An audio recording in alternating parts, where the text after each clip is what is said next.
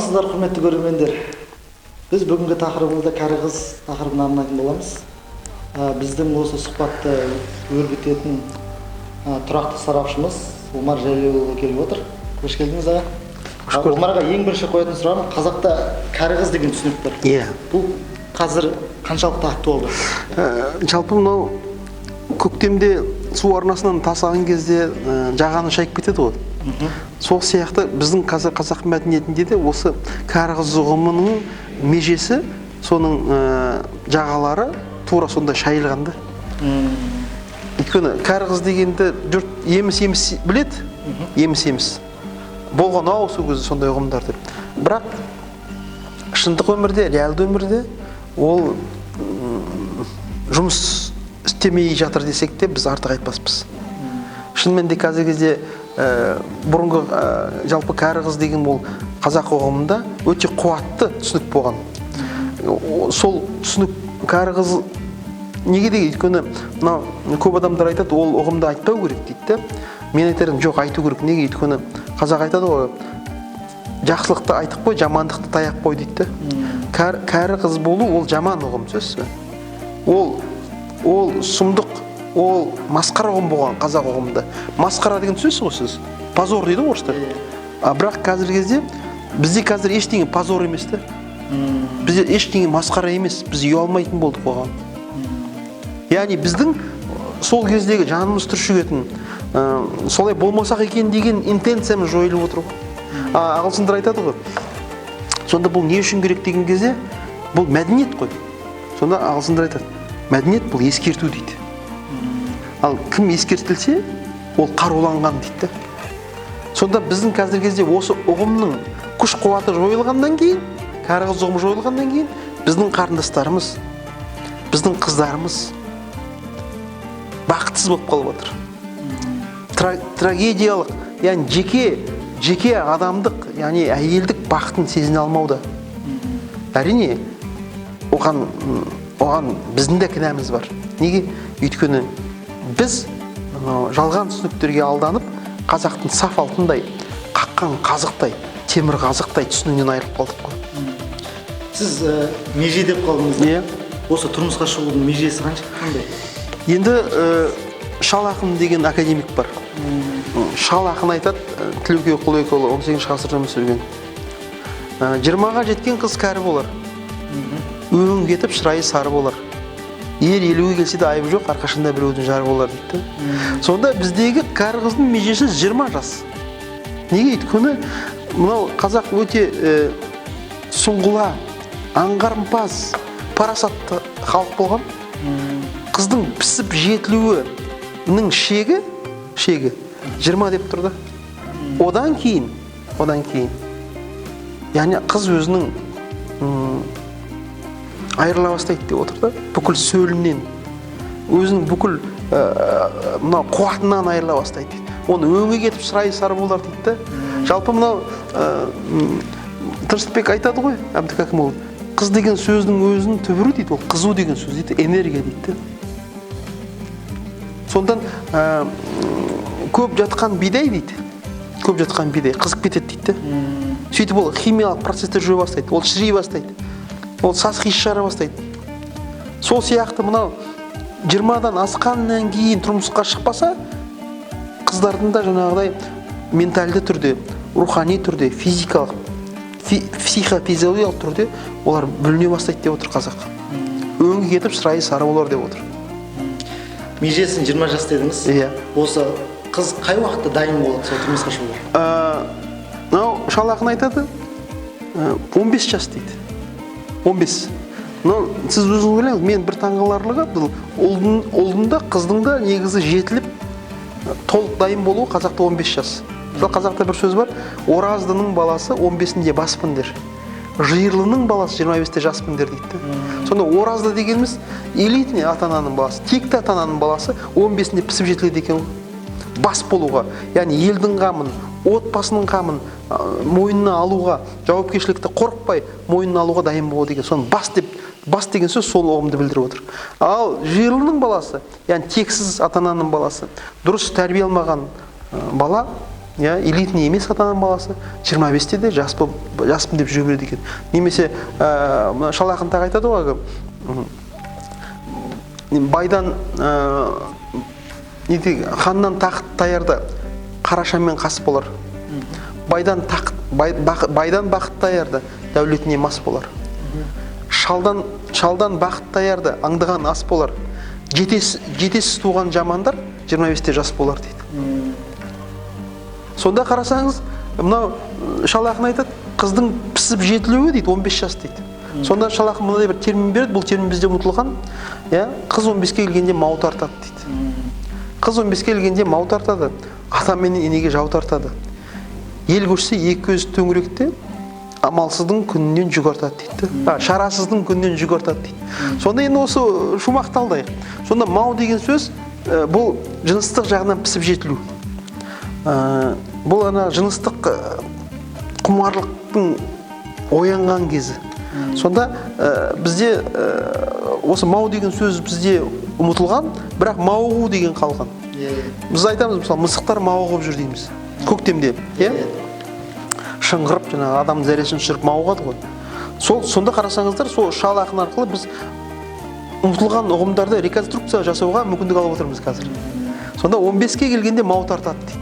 Яғни толық пісіп жетіледі дейді. Енді пісіп жетілгеннен кейін енді ата-анаға жау тарта бастайды дейді. Бізде қазақта сөз бар, ұғым бар, қыз жау деген.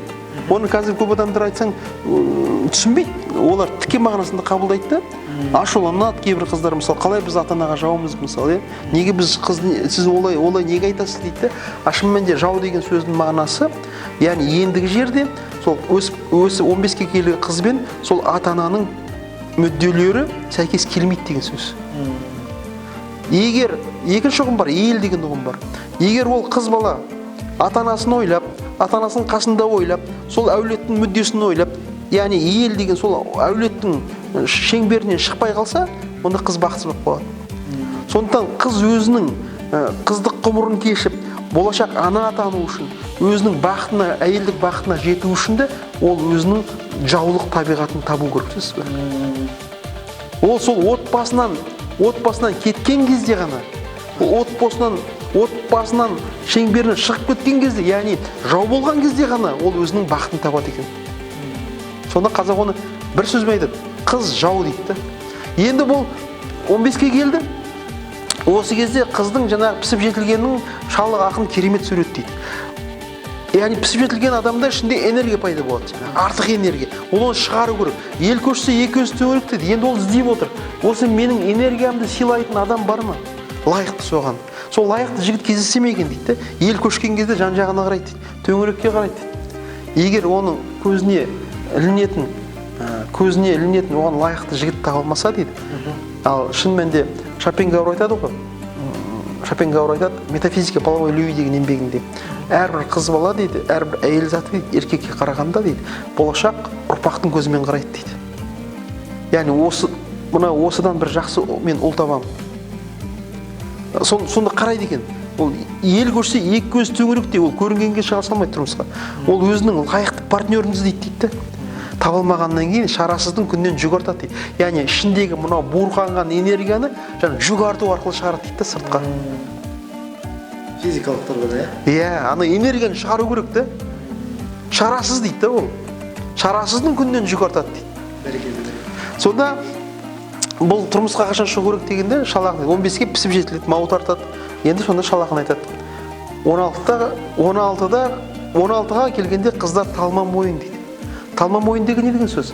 Бұл сылқ етіп, бұл жаңағы кез келген қатынасқа дайын болу. Жаңағыдай тіршілікке деген икемділік. Мысалы, қазақта ұғым бар, мойны қатып кетті дейді.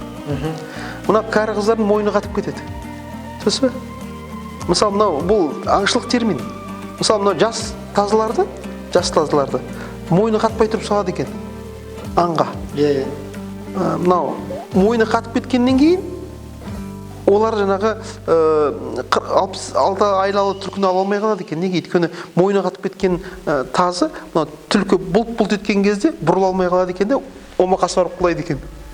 Сонда мынау талма мойын дегеніміз не? Бүкіл әлеуметтік қатынастарға дайын кезең дейді, 16. әлі мойны қатпаған. Ал енді мойны қатып кеткеннен кейін қыздардың тұрмысқа шығуы қиындай түседі екен. Неге? Өйткені суық ақыл басым болады. Анасы ұнамайды, мынасы ұнамайды, бәрін есепке түзе бастайды. Мал, мүлкін, оның сырын, сымбатын бүкіл не? Сөйтіп, жаңағыдай тұрмысқа шығу қиындай бастайды дейді. Сонда енді бір жол жоғалған ғой бұл, сонда 16-дан асқан соң болмайды ойын дейді.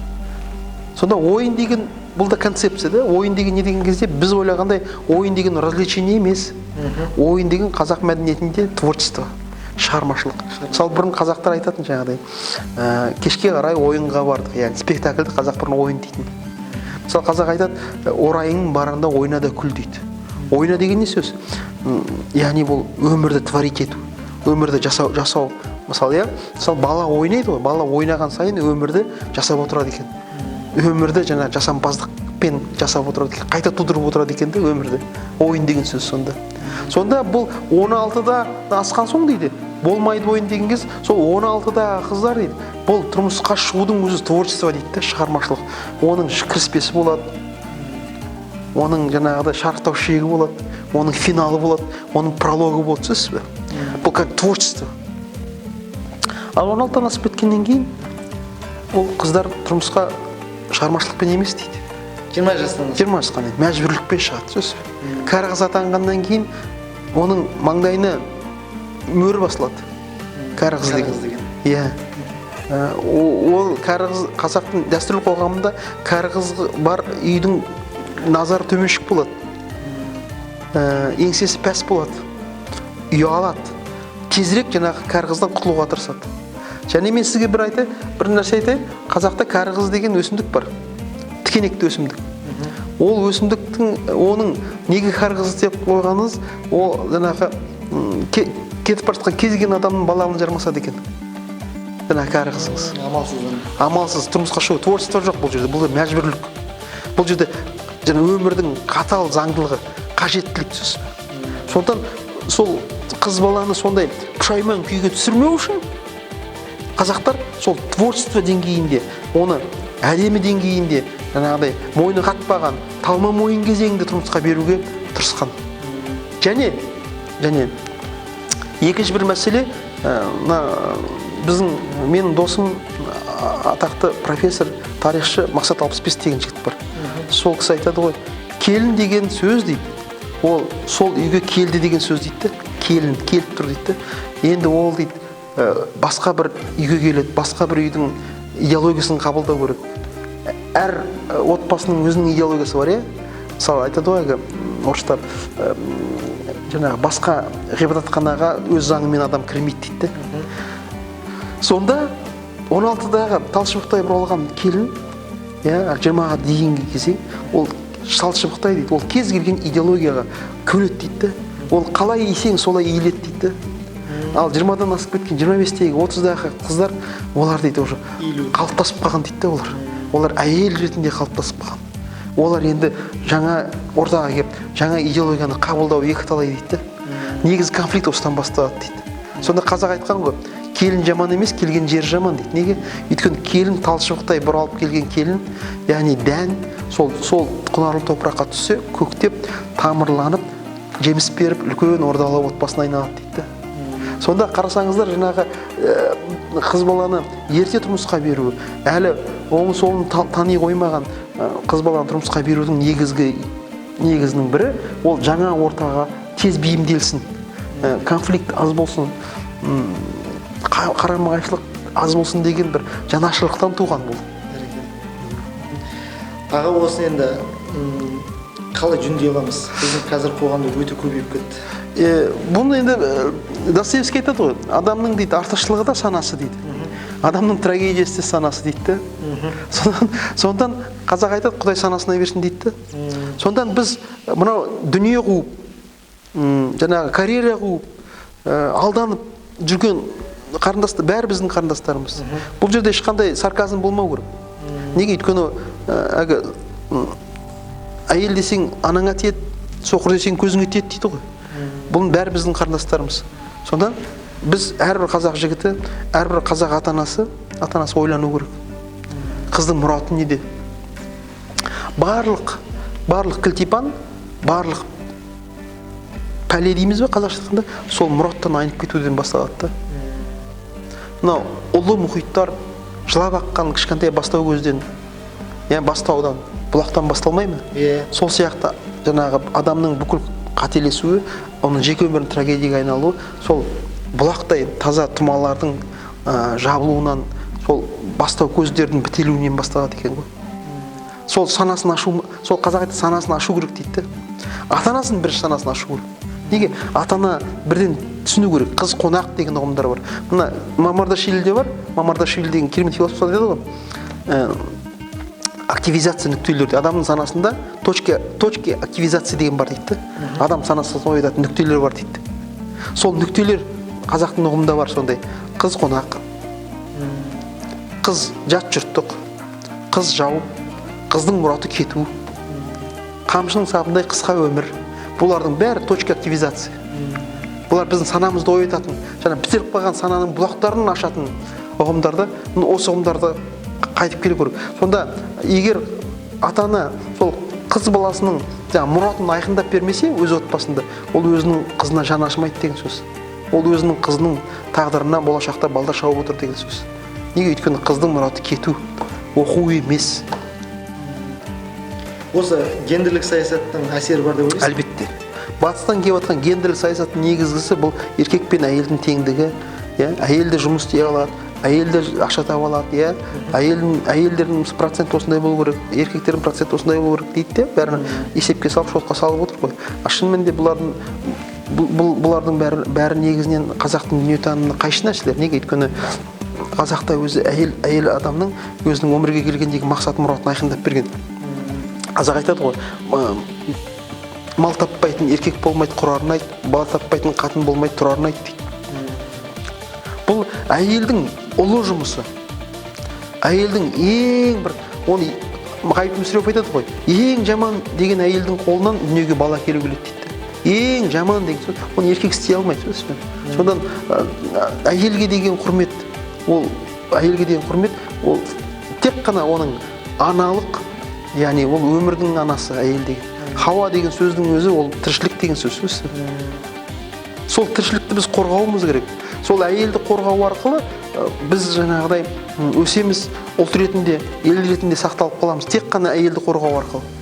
Әйелдің мұратын айқындап беруіміз керек біз. Ол қыз баланың кінәсі жоқ. Неге? Өйткені ол қыз баланы өсіріп отырған ата-анасы, оның қоршаған ортасы, сол идеология сол жаңағы қыз балаға әсер етеді, кейіннен ол өзінің мұратынан адасып қалады. Ал жас қыз бала дүниеге келген кезде бірінші ойыншық қуыршақ болады, сөзсіз бе? Алдын алып баланы, ол ойнай бастайды, сөзсіз. Ол ана рөлін ойнайды. Ол творчествомен айналысады. А кейіннен өскеннен кейін ұмытып қалады да, өзінің жаратылыс мақсатын ұмытып қалады. Ал қыз бала ол ақша табу, ол жаңағы нанын жегізу, қоғамда жаңағыдай міндетті емес ол. Әлбетте, егер жаңағыдай мұратына жетіп, ана атанып, жұмысында істеп, жақсы жолдас кездесіп, өзінің бүкіл жаңағы әлеуметтік, өзінің психологиялық, бүкіл қанағаттанып, өзінің бойындағы талантын, қажеттіліктерін ашып атса, оған нұр үстіне нұр, құба құп. Бірақ өзінің мұратын құрбандыққа шалу бұл үлкен қателік. Бұл үлкен кешірілмейтін қателік. Неге? Өйткені біз бір адамды жоғалттық. Бір шаңырақтың оты жағылмай қалды. Бір шаңыраққа шуақ болып түспей қалды. Бір шаңырақтан 10 бала өрмей қалды. Біздің демографиямызға өлшеусіз әр жұмысқа шықпаған қазақтың қызы, бұл біздің демографиямызға өлшеусіз соққы. Бұл біздің қабырғамызды күйретіп кететін үлкен ауыр нәрсе. Сондан біз осыны саналы түрде осы ұғымды әдейі көтеріп отырмыз. Жақсы аға, өте сүбелі сұхбатыңызға рахмет.